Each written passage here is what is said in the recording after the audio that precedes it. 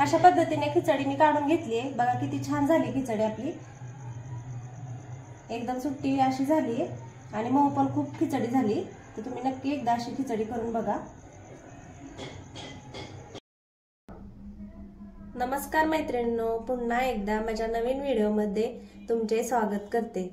तुम्हाला जर नीलम रेसिपी बघायला आवडत असतील तर व्हिडिओला लाईक, शेअर, सबस्क्राइब नक्की करा। आज आहे नवरोबांचा उपवास, त्यासाठी झटपट अशी खिचडी बनवते। तर त्यासाठी मी 3 बटाटे उकडून घेतलेत, 1-2 वाट्या शाबू तांदूळ आहे, ते मी 7-8 तास भिजत ठेवलं होतं चांगलं। आणि शाबू तांदूळ हे बघा पूर्ण असं मऊ भिजले। आपल्या घरात जरी वयस्कर असतील ना आजी आजोबा, तरी त्यांना हे अगदी खाता येईल असं मी हा शाबू भिजवून घेतलाय। तर कसा भिजवलाय हे जर तुम्हाला म्हणजे तुम्हाला माहिती पाहिजे असेल कसा भिजवलाय, कितपत पाणी घालावं, तर मला कमेंट करून सांगा, मी तुम्हाला कितपत पाणी लागतं ते सांगेल, व्हिडिओ बनवून सांगेल। त्यासाठी मिरच्या घेतल्यात बघा, 6-7 मिरच्या आहेत, जास्त तिखट नाहीत। आणि आपल्याला लागणार आहे शेंगदाण्याचं कूट आणि तेल किंवा साजूक तूप, तुम्ही तेल किंवा तूपही वापरू शकता, पण मी तेलच वापरणार आहे। आता ही मिरच्या आपण मिक्सरला मी फिरवून घेते।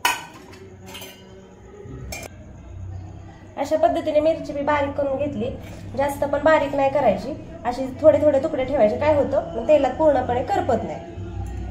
आता हे एका भांड्यात काढून घेते, काढून घेतली मिरची। आता आपण मी बटाटे उकडून घेतले होते, त्याची साल काढून घेते।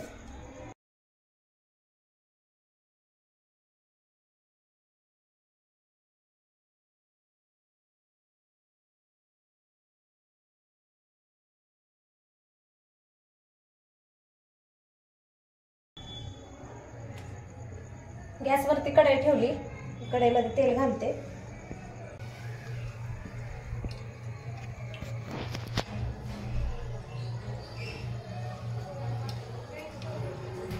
एक 1.25 चमचा तेल घातले।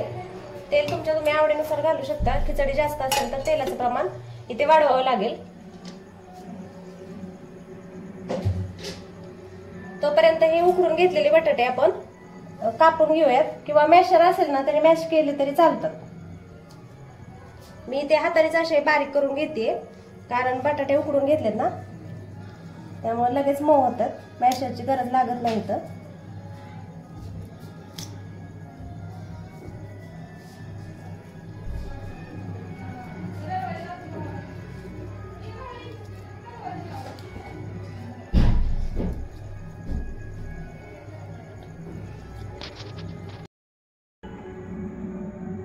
असे मी बटाटे आता पूर्ण बारीक करून घेतलेत। आता कढईमध्ये मिरची घालते, तेल गरम झाले, बारीक करून घेतलेली।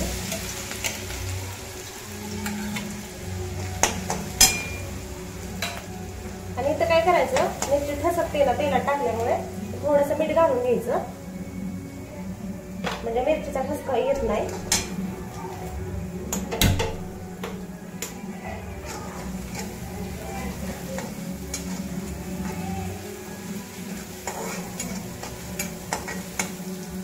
आणि चांगली जरा भाजायची, म्हणजे कच्ची कच्ची लागत नाही, आणि खिचडी पण चवीला छान लागते।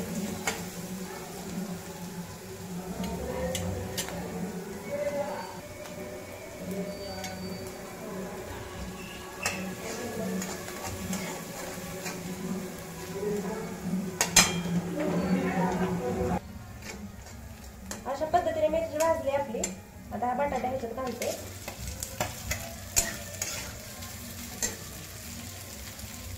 बटाटा चांगला परतून घ्यायचा। असं केल्याने काय होतं, बटाटा पण आपला सपक सपक लागत नाही, बटाट्याची पण छान चव लागते खिचडी।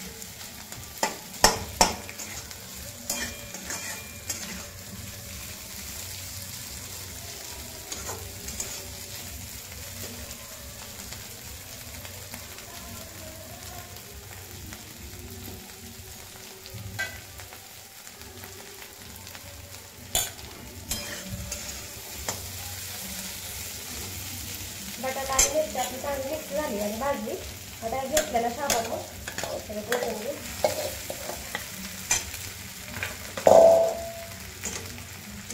आणि जरा फुल गॅस करायचा आणि हलवून घ्यायचं। आणि इथे आपल्याला शेंगदाण्याचं कूट घालायचं नाही, थोडी खिचडी भाजून घ्यायची.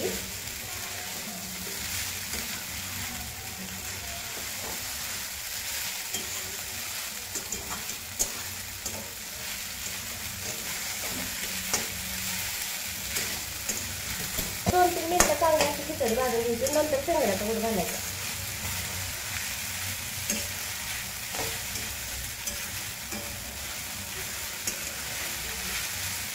असं केलेलं काय होतं, खिचडी चांगली भाजली जाते. शेंगदाण्याचं कूट लगेच घातलं की शेंगदाण्याचं कूट म्हणजे जास्त वेळ आपण ठेवलं की शेंगदाण्याचं कूट करपलं जातो आणि खिचडी म्हणजे साबं असतं ना तो कच्चा लागतो. पण त्यामुळे थोडा आधी आता फुल गॅसवरती 2-3 मिनिटं भाजून घ्यायचं चांगलं.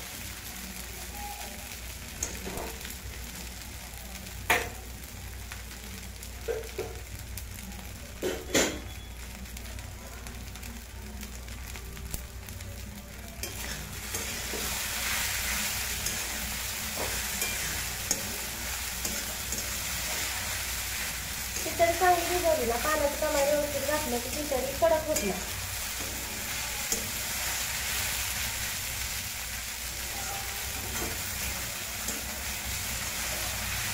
दोन 3 मिनिटं झाली बघा. शाबू मी आता नुसतं भाजून घेतलाय. आता हा स्टेपला शेंगदाण्याचं कूट घालणार आहे.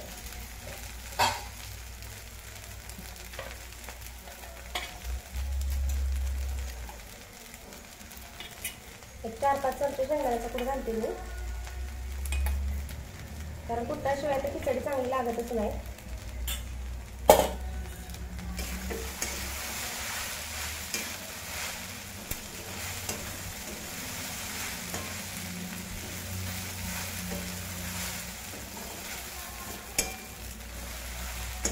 आता हलवून घ्यायचं होतं.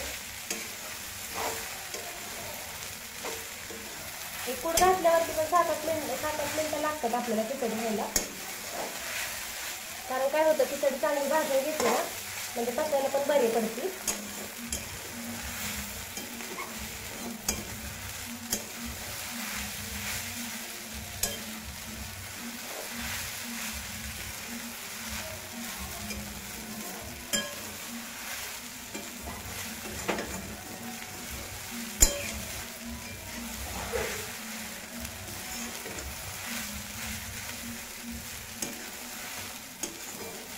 एकदम सुट्टी झालेली खिचडी काय होतं, दाताखाली म्हणजे चावलं जात नाही होती, ती अशी सटकते. तेव्हा अशी चांगली भिजवून घेतली ना पूर्ण चावल्या जाते खिचडी. आता कमी गॅस करून एक 5 मिनिट आपण अशी ठेवू. अर्धा एकदा हलवून घ्यायचं.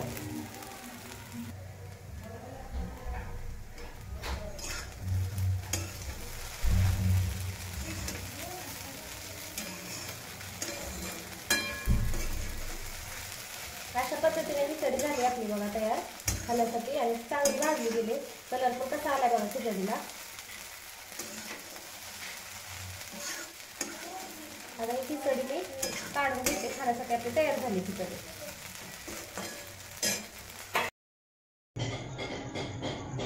अशा पद्धतीने खिचडी मी काढून घेतली आहे बघा. किती छान झाली खिचडी आपली,